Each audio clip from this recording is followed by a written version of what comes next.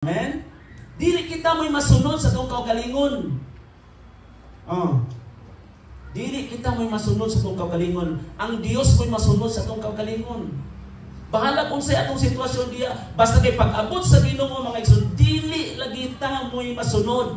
Kaya nga naman, ang Diyos mo'y nagsakripisyo dito sa krus sa Kalbaryo, dili man kita.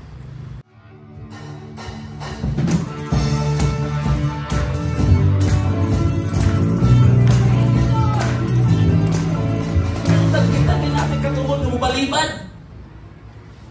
Amen. Nang bata diha? Naklaro ra ba? Amen. Makadawat ang kapasayloan kung kanunay tang buduol diha sa Ginoo. Mao ra ginay magic diha. Pero kung di ta may lungsoron mga igsoon, wala dili ta entitled sa kamatayon ni Kristo. Next. Sa Isaiah chapter 1 verse 18. Natawag ito Isaiah chapter 1. Come now. Nanapod di ba? Come lagi dool. Come now. Karon. Now ba? Dili ugma. Dili ugma. Karon. Everybody say karon. Salamat pagpakin yung kagalingon kay kamo na aron. Hallelujah. Come now. Let us reason. Saan ang reason? Magtabi. Arito din magtabi. Dili sa binisaya ng mga igsoon, dali kamo maghusay kita. Na husayon din nato itong kagalingon mga igsoon. Maghusay kita. Ingon ang Dios, though your sins are like scarlet, they shall be as white as snow. Though they are red like crimson, they shall become like wool. Atong binisayon mga igsoon. Ari kamo, nag-ingon ang Ginoo, ngari kamo o maghusay kita. Bisag unsa kapula ang inyong sala. Tanawa ha? Unsa kapula ang inyong sala. That means nga, di naging papasaylo ng sala. Bisan imong silingan, mangyamit na, di nakapasaylo. Bisan ganit sa imong dagway, di nakalantamon. Kay pula na kayo na imong sala, diha niya. Igsoon. Hallelujah, niingon ang pulong sa Ginoo. Bisan unsa na kapula ang inyong mga sala. Maputi kini kaayo bisan pa kini dagtong pula napon ni dagtong pula lahi pa ng pula o dagtong pula maputi lagi kini sama sa balahibo sa karnero. I-take note ng Isaiah 1:18 kasi guruhan na dili mangita mapamuglain na ng pulong sa Ginoo. Once nga muduol ka sa Ginoo, matik na. Pero kung naguna-una ka, wag ka pasayloa sa Ginoo, mauna nga mangita tag higayon. Tuyoon gyud nato nga di gyud ta kasabot. Bisan nakasabot na ta, magpadili pasabot-sabot para nga dili ta kaduol sa Ginoo. Kaya ikaw ra may alakansi ana.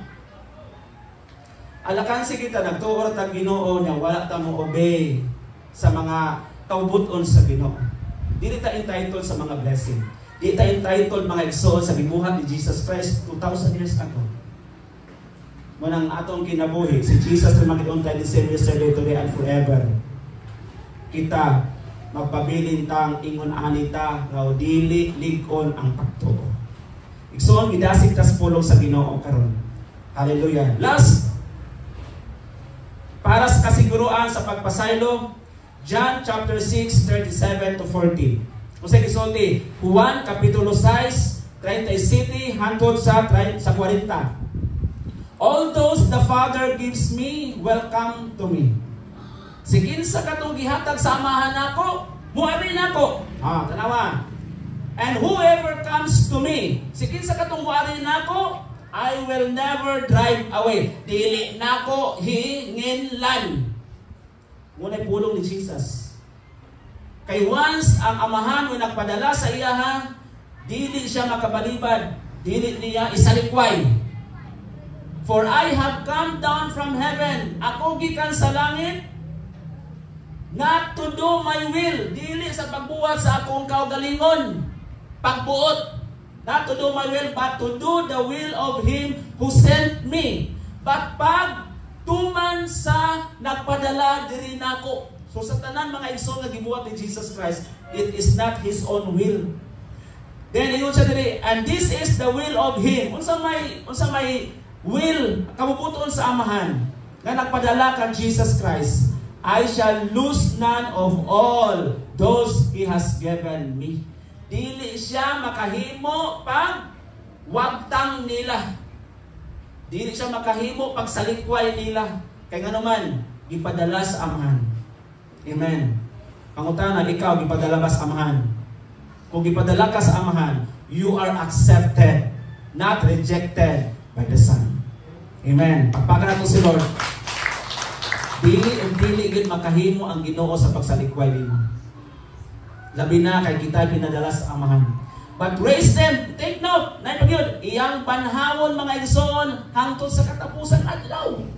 Okay? For my Father's will is that everyone who looks to the Son and believes, bisan kinsa katong nidawat sa ama, sa anak, dili nidawat sa inahan, kay wala inahan yan iskutan.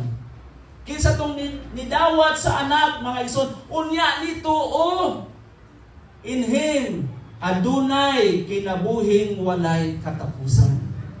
Unsa ni kinabuhing walay katapusan? Muni akong giingon ganiya mga igsoon, nga dili na ka maglikay-likay sa kainit sa adlaw. Dili na ka maglikay-likay mga igsoon kung dunay maningil og utang. Kay wa na tay utang, gibayra na ni Jesus. Gibayra na ni Jesus. Wa na tay utang mga igsoon. Mao na duna na tay access sa langit. Ang atong buhaton sa langit, magsimba na lang sa Ginoo. Diri sa kalibutan, kinahanglan patag manglimpyo para manindot atong simbahan kay kalibutan ni. Pero dito sa langit mga igsoon, everyday limpyo. Tungod kay matik na mga igsoon ang presensya sa Ginoo mo na magbahala sa tanan. Na mo ni ang ato ang dapat una-unaon. Lig-unon nato atong pagtuo aron nga dita malupig niining kalibutan ng mga igsoon. Bali inita ni kalibutan na. Kalibutan ba gani how about ang impyerno? Kay eternity man po na. Di ba? Eternity man po na muna nga mangumpan niya gyud ta para sa atong kandidato nga mao si Jesus. Hello. Kay nga naman siya mo open mga igsoon. Hallelujah sa mga kandidato para nga ikaw ug ako makasulod sa walay katapusan na pulianan nga naa si Jesus. Amen. Hallelujah. Dalay ko na nga itong buhi na Diyos. Sa katapusan, naanatan mga igsoon, kapit na. Atong hinumduman mga igsoon, nga sa atong pagkinabuhi nga ng kalibutan na, ibutang na ito kanunay sa atong paghandom ang pagkamaayos sa Ginoo. Tungod kay gusto ang Dios aron nga kitang tanan doon na excitement sa ato ang kasing-kasing. Gusto ang Ginoo para nga natay excitement. Inaris nato kanunay ang ato ang pagtuo. Ang atong espirituhanon. Ug ang espirituhanon mga igsoon mabuhi ra gyud na sa mga butang espirituhanon. Unsa man ang mga butang espirituhanon? Pulong sa Dios. Pagsimba, pagampo. Mo ni mga activity nga espirituhanon. Hallelujah. Dayon mga igsoon aron nga paglig-on sa ato ang pagtuo. O ikaw ug ako kinahanglan nga makabatong kasiguruhan sa pagpasaylo. Kay nga naman kung wa tay kasiguruhan nga ipasaylo na ta sa Ginoo, magpabilin sa atong kasing-kasing ang guilty. Guilty ta. Og mag-guilty ta mga igsoon, dili ta makahunat, dili ta makapadayon. Dili ta makaproceed sa unahan, inunuwa dili pud ta makapamalandong unsay maayong plano sa Ginoo sa atong kinabuhi. Pero kung ikaw mga igsoon, you are free, ibayra na ni Jesus Christ ang tanan, way back 2,000 years ago, ayaw na natong balik-balik ka. Kaya ang gusto sa Ginoo makamove-on ka. Amen? Kinahanglan makamove-on ta mga igsoon. Kaya ang pagkabanhaw, ang pagsaulog sa balaang panihapon mga igsoon, dili ni siya ritual. Dili ni siya ritual nga gibalik-balik na nato. Dili ni siya trabaho buluhaton, activity sa church kaniadto na ato arang gibuhat karon, dili na ritual mga igsoon. Na napuno ta mga igsoon sa simbolo. God is not a symbol.